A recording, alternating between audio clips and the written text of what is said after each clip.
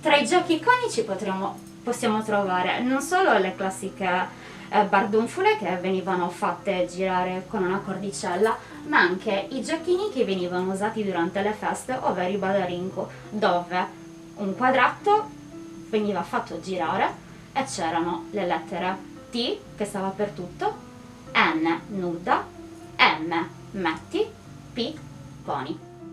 Abbiamo dedicato un angolo anche alla presentazione delle bottigliette, le più iconiche sicuramente sono quelle delle forze armate e quelle a forma di lampadina, oltre a dei modellini di Vespa, la presentazione di tutte le caraffe in sughero e delle caraffe in cristallo.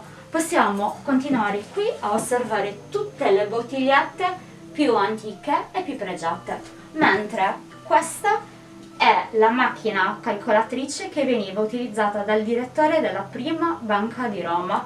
Questa parete è stata adibita per la rappresentazione di tutte le forze armate e un piccolo angolino inerente alla guerra.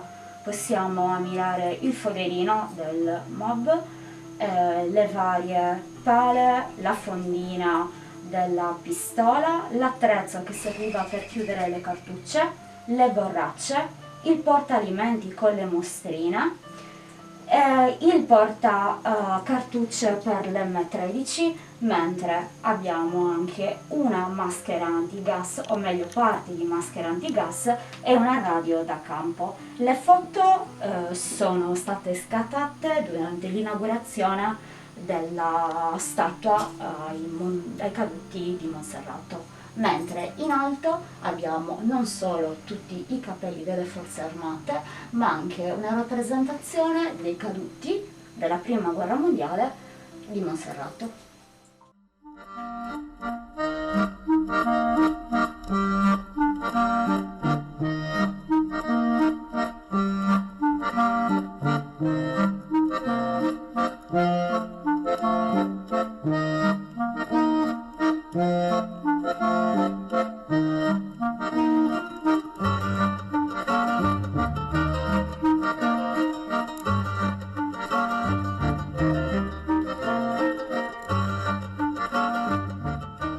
Ho fatto il barbiere per 63 anni. Ho una serie di attrezzi di quell'epoca, diciamo anche, e i vecchi rasoi che noi affilevamo sia con questi due attrezzi, il cuoio e Saveur. Bene, voglio anche presentare una brillantina che negli anni 60 l'ha avuta sempre il mio principale, esposta in vetrina, non ho mai voluto che si consumasse questa brillantina. Questa è una brillantina Linetti solida, non gel, brillantina, che ha tenuto il suo odore, le sue funzioni bellissime. Abbiamo una serie di macchinette a mano, come si tagliava i capelli prima, di varie lunghezze, di spessore, ok.